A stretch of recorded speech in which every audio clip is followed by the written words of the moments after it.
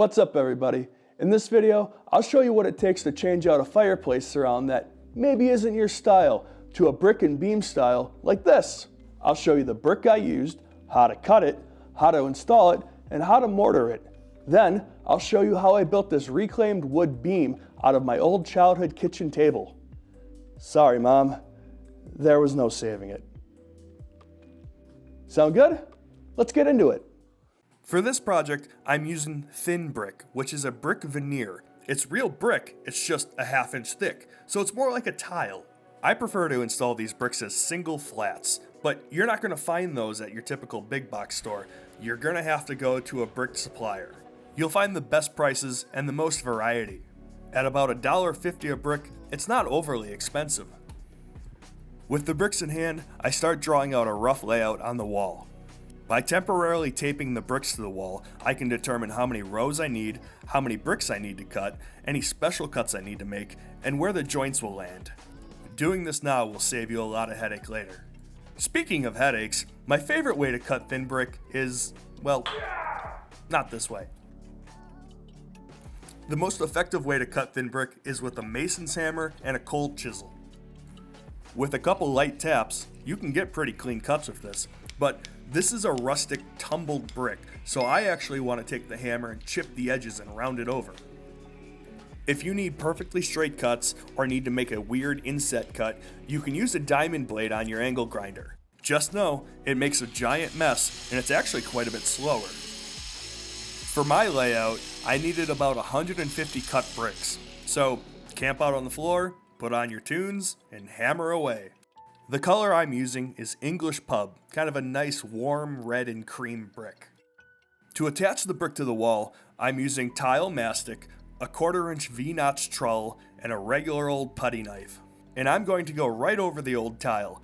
It's not structural, it's lightweight, there's no foot traffic, it'll be fine.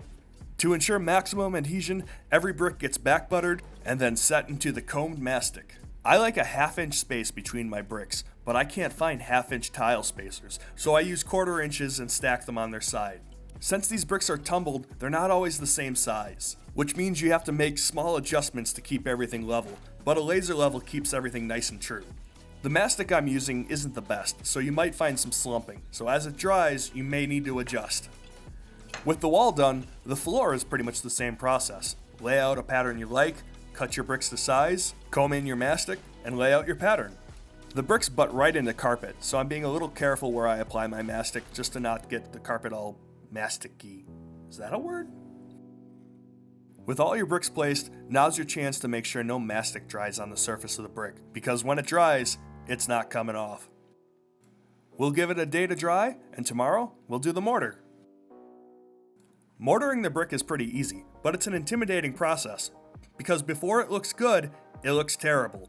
But trust the process. I'm using a warm gray tinted mortar for this. You won't find that at Home Depot, you've got to go to the brickyard. To get the consistency I want, I use 2 quarts of water for 25 pounds of mortar. You want your mortar to be pretty loose, so that it only takes a little bit of pressure to get it to come out of the bag.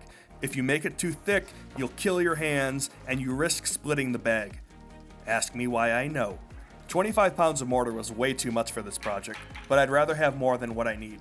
Mortaring the joints takes a little bit of technique, but you'll pick it up pretty quick. It's okay to overfill the joints, and if it looks ugly, it's okay. Remember, trust the process. Some people like the overfilled mortar look. That's not for me though, so when the mortar starts to dry, we'll tool it back.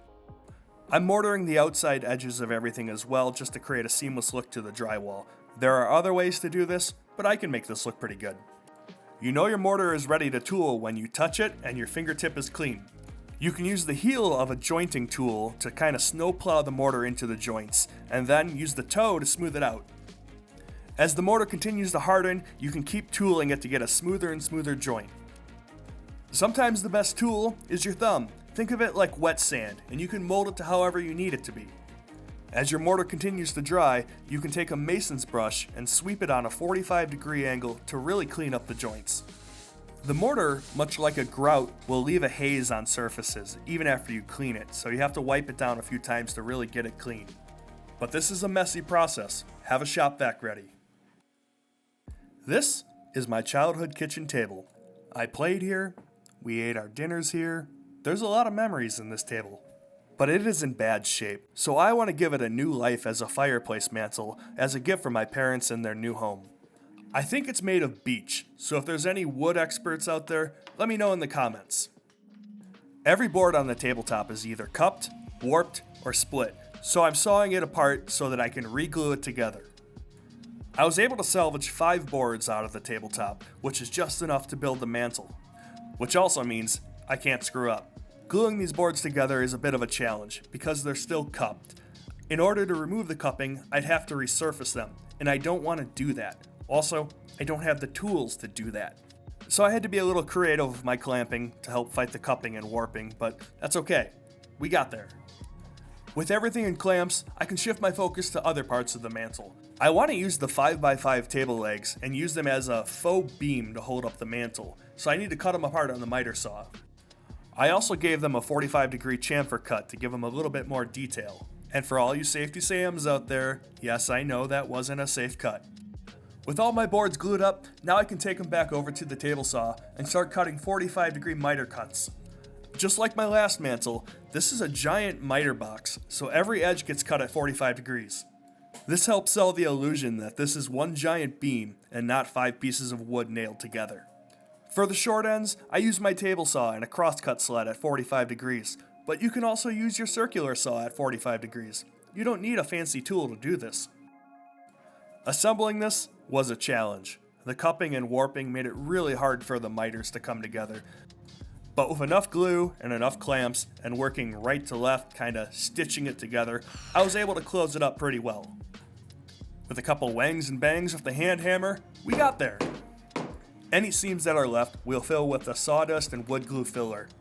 If you use sawdust from the project you're working on, it'll be color right and it takes stain pretty well. But pay attention to the color of your wood glue. Type Bond 1 dries a lot lighter than Type Bond 3, and it will impact the color.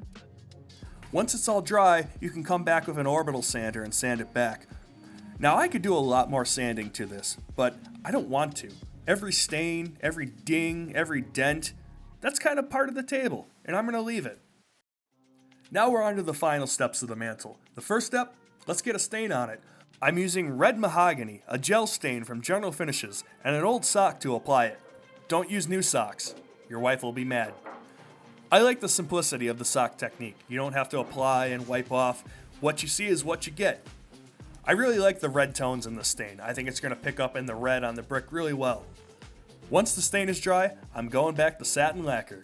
Boy, I love satin lacquer. With every coat, it gets a little smoother. It doesn't require a whole lot of sanding. Honestly, it's really hard to screw up. The downsides, it's kind of expensive. You need to clean it with lacquer thinner, and if you work in a non-ventilated space, aliens might come and steal your teeth. We've made it to install day. The first step is to add shims to the existing mantle to raise up the new mantle to keep clearance away from the fireplace. The new mantle is quite a bit taller than the old mantle. Now there's about a 3/4 inch gap between the brick and the drywall, so I'll need to scribe the bottom of the mantle so that it fits snug against the brick and the drywall.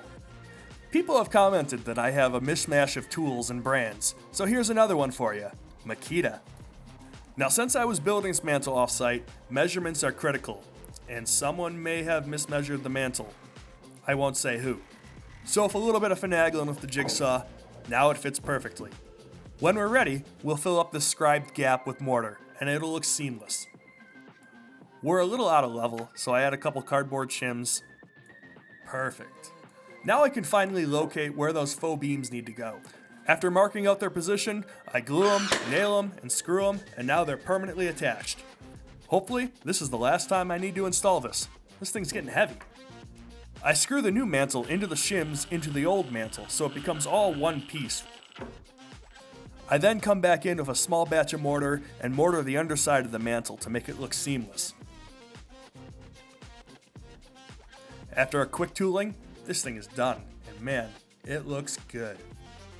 So what do you guys think? Leave a comment below, I'd love to hear it. Or, if you got a question, I'll answer it.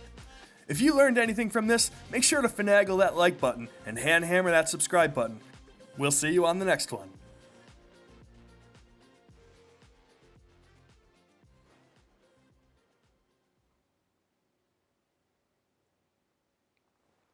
This guy's a moron.